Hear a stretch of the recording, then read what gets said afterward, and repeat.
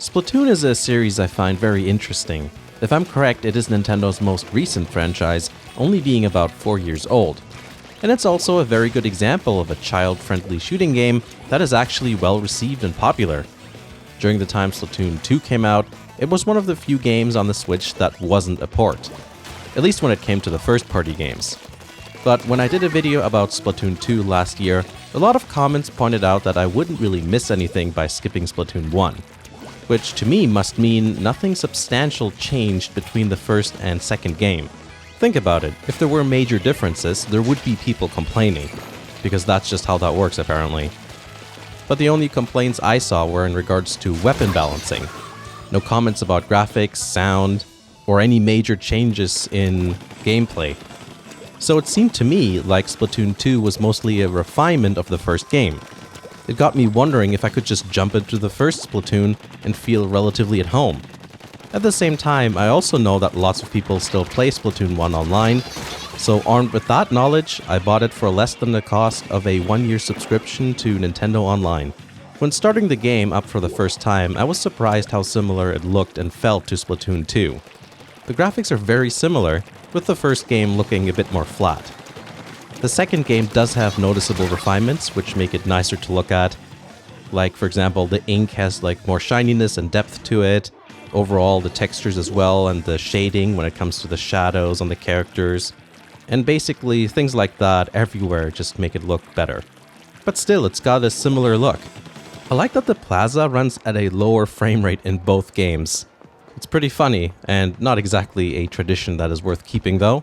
But it doesn't really matter because technically it's just a menu anyways. Plus you can just use the actual menu, of course, to get to the different game modes.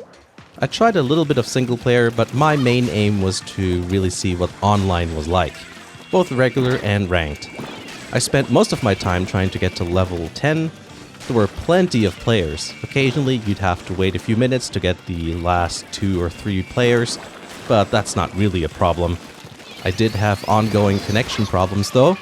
For some reason I have no problems with Mario Kart, but with Splatoon I got disconnected so many times. Perhaps there's more data being transmitted? I had to relocate the system to a really inconvenient spot on the floor to get a good Wi-Fi signal. Usually if one of my consoles ever has an issue with Wi-Fi, I connect it to my laptop with a crossover cable and let the laptop handle the Wi-Fi, which is always excellent. Too bad I don't have the Ethernet adapter for the Wii U, so I couldn't do that. Anyway, the point is that I don't think it's a game problem, but rather just a Wi-Fi problem I had on that day combined with poor console placement. I should mention that my Switch has no problems if it's in the same location. With all that sorted, things went much smoother.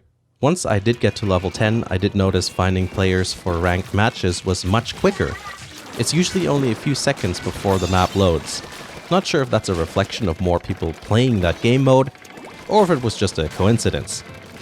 I'm not that good in either of the games, so more intricate game balance changes go over my head, but I did notice that the rollers are more effective here than in Splatoon 2. The specials in Splatoon 1 also feel more powerful. There's a lot more moments where you have to dive out of the way because the attacks are so powerful.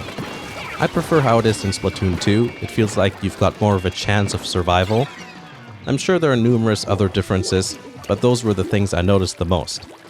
If you are new to Splatoon and own both the Wii U and Nintendo Switch, then it's hard not to recommend picking up Splatoon 1.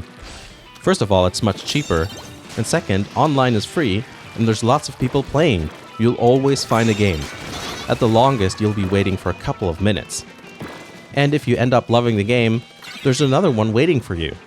And you have the advantage of having played the series from the very beginning. Obviously, if you want to play with friends who have Switches, then Splatoon 2 is probably a better option. But then again, if that's your situation, then you don't need me telling you that. I think it's very interesting that a sequel can be so similar in both look and feel, even though they're for different consoles. I have a theory that if you were to make a gameplay trailer that has gameplay of both games mixed together, and showed it to someone who's never seen Splatoon before, they probably wouldn't even notice that they're looking at 2 different games, at least not at first. But I think that's fine, I'm not criticizing that at all. It's just the nature of shooting games. If the first game was successful, then why change the following game so much that it feels completely different? That just upsets fans of the former game, and all the negative talk from the fans might discourage newcomers. So the whole evolutionary rather than revolutionary approach seems to work quite well in this case. Now that I have the first Splatoon, I think I'm going to play that for a while. I'll go through single player and then continue on with Splatoon 2. I'm like slightly more than halfway through the main story. I will say though, the Wii U does have one handy feature. The map on the tablet is really nice.